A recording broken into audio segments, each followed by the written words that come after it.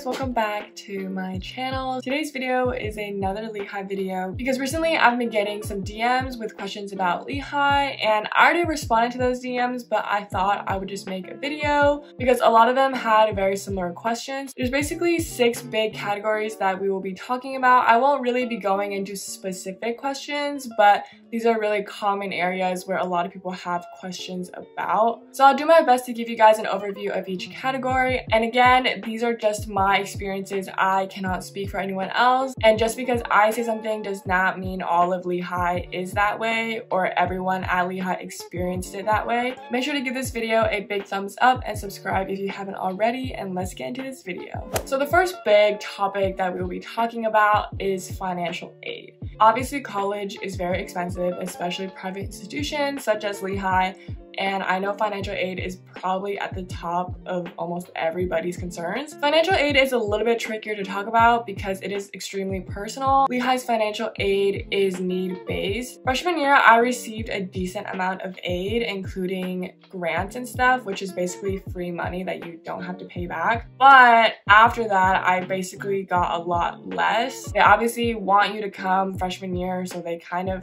give you a better package probably and try to make the school look more attractive. But if you are in a low-income family, I'm sure they will still give you enough money to attend. And I know sometimes you can even appeal for more money. It's not guaranteed that they'll give it to you, but it's always an option. I don't know how they calculate financial aid. I don't know how they distribute it, but they look at your FAFSA, they look at CSS profile, they look at, your total income. It also can depend on how many siblings you have and how many siblings are in college or how many siblings are in school or private schools, or if you yourself went to a private school. All of that kind of factors into your financial package, I believe. So that's kind of all I can say about financial aid without actually giving out real numbers. If you want more information on financial aid, definitely go to the financial aid website or email financial aid if you are a rising freshman. Moving on to the next big topic, and I think a lot of people, a lot of incoming freshmen wonder about this at Lehigh, which is Greek life, or like the social scene, the party life, all of that jazz. Personally, I am not in Greek life myself, and I've heard like bad stories, I guess. Or not bad stories, but I don't think it's any secret that Greek life has a lot of hazing. I know some sororities have less hazing than others. It really just depends on which one you're in. And I think the same goes for the frats. Lehigh's Greek life was actually shut down for a semester, I believe. I think it was spring 2021. And I think that was where one sorority or frat just went really bad on the hazing or something. I'm pretty sure the report is public and you can look it up. But Greek life is like really complicated and I don't understand all of it. But I totally understand if people want to join Greek life. It's definitely nice to have a group of girls or a group of guys that you're just constantly with or that you can constantly be with, especially like during freshman year when you don't really know anyone or you don't have that many friends. And for Lehigh specifically, we rush in the spring instead of the fall. Also, being a minority is just not the best in Greek life in my opinion, because you definitely get tokenized because most of Greek life is white, and that's also because Lehigh is a PWI. So obviously there are a lot of white people. So now I'm just going to talk about the party life in general. A lot of the party life does surround Greek life, but Lehigh also has parties called multis or multiculturals, which are thrown by a lot of our dance groups on campus, and they're all really cool. In my opinion, the music is also better at multis instead of frats. I personally enjoy going to multis more than frat parties. Frat parties are usually held in basements, especially during the first semester of freshman year when no one has rushed yet. But me, being a 6-foot-tall girl, I do not enjoy dancing at the bottom of a basement. I'm not even that big of a party person anyway. During the first semester, if you are a freshman, you will need to get these texts to get into parties. I'm not really sure how the party scene is going to be after COVID, but usually if you're a guy, you need a text from a brother from a frat to know like where the party is and when the party is and like if there's a theme or something. But if you're a girl, you can literally go into any party and they will let you in because you're a girl. But guys, it's a little bit trickier. You either need to know someone, have a text, or bring a lot of girls in with you. That's kind of the tea on the party life. I know people still love frats and everyone still goes. Another thing about Greek life is that I'm pretty sure if you're in a frat or sorority, you need to sign up for days that you will be going out.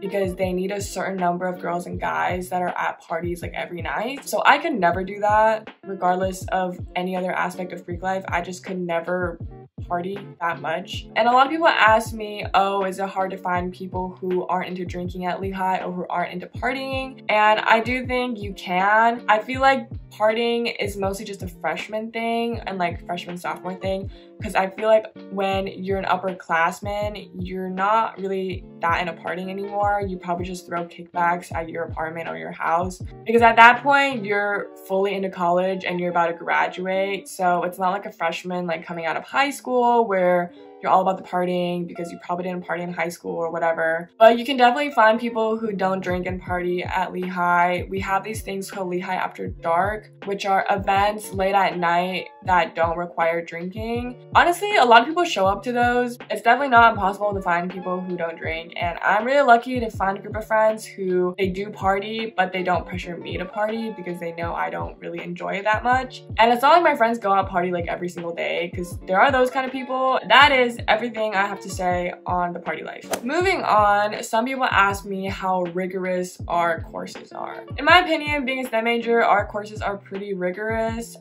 We definitely have very infamous weed out classes, especially our Gen Chem class. And if you don't know what a weed out class is, it's basically where the professor makes the class a lot harder than it really needs to be to weed out the people who like can't really handle it. But then after maybe the first month or two, the class gets a lot easier. It'll be easier in the sense that it's at the level that it should be at and not any harder. I'd say Lehigh is pretty rigorous. I haven't been to any other school, so I can't really compare. All of the STEM classes that I've had so far are pretty rigorous. It's not like impossible though. It's not like I'm getting like C's and D's all the time. Like that's not the case, but it definitely requires you to work hard, especially if you didn't take a lot of APs in high school, which I did not. I say STEM is just rigorous in general, no matter where you go, because the material will always be hard. I don't have any experience in business or engineering. I know engineering is just hard, period. The next topic is dorms. So Lehigh has built new dorms recently, but they're not for freshmen, they're for sophomores and up. And it's like this 3-building complex. It's super nice. I was going to live there sophomore year, but then I obviously wasn't on campus, so I couldn't live there. A lot of the dorms for freshmen do not have AC, so that's like a lot of people's concern, but I feel like you don't need to be that concerned about it because school starts in late August and we're in Pennsylvania, so it gets cold really fast. But if you are afraid of the heat, definitely bring a mini fan or something. And I would say most of our dorms are just really average. They're not super nice, but they're not super bad either. But I think it really depends on the building you get into, and I haven't been into all of them, so I can't really say. We have themed housing as well, which there's a themed housing for STEM people, and that building is super nice. It has AC and a heater and everything. So if you're in STEM and you're interested in themed housing, I would recommend going there. Most of our dorms are doubles, I guess. There are singles, especially in STEM housing,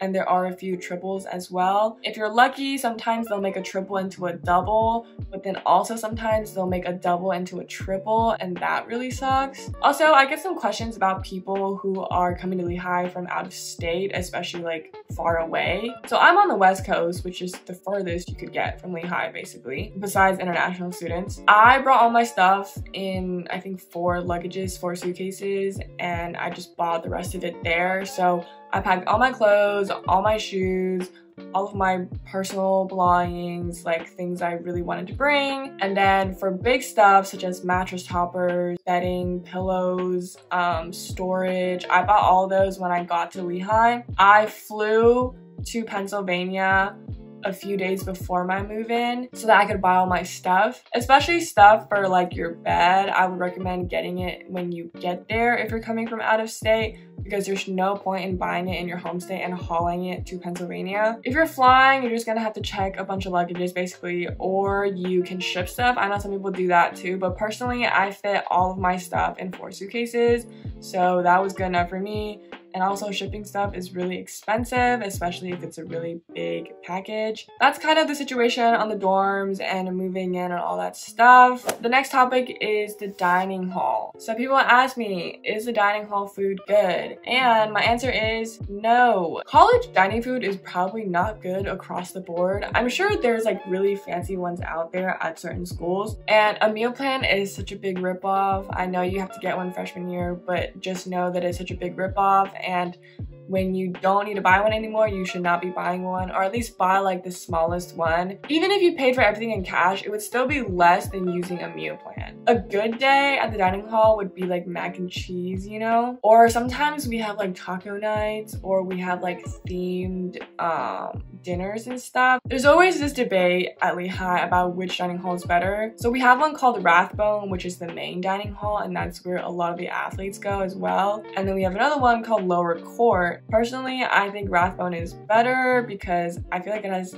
more options, and the space at Rathbone is just nicer in my opinion. So the last thing that we'll be talking about, which I feel like this is the most common question I get, is if people face a lot of racism at Lehigh. Again, I can only speak from my experience, and as you can tell, I am an East Asian. And as an East Asian, I don't think I face as much racism as a Black or brown person at Lehigh. I myself have not really had racist encounters. Again, I was only on campus for a semester and a half, so this is kind of all I can go off of. But I have heard stories where, you know, Black and brown students are denied entry to parties because of their race, and it's not explicitly like they won't just be like, oh, like you're Black, like you can't come in. They'll say like, oh, like it's too full right now, like go take a lap or something. And then if you come back, they'll be like, oh, like it's still too full, go take a lap again. Lehigh is a predominantly white institution, so that kind of just gives you an idea, I guess, of what racism could look like there. The diversity at Lehigh is not the worst, I would say. I think for me, it was really surprising to actually find a lot of POCs at Lehigh. I found a lot more than I expected, and I saw a lot more than I expected. I think more of our school is conservative rather than liberal, if that tells you anything. But I have not had any racist encounters with professors, with staff, none of that, so that's great. Most of my friends are POC as well. I really don't have that many white friends. I think that's also because my high school was just so white that I am tired of being surrounded by white people all the time. But it really just depends on who you surround yourself with and who you make contact with. Everyone has different experiences, and again, if you're Black or brown, you'll definitely have a different experience than me. I know that's a really vague answer, but I feel like racism exists everywhere, no matter where you go, especially in America. That's basically everything I have to say in today's video. Again, feel free to DM me if you have any specific questions. I would love to answer them. My Instagram is in the description box, so feel free to check it out there. That's gonna be it for today's video. Make sure to give it a big thumbs up and subscribe if you haven't already, and I'll see you in the next one.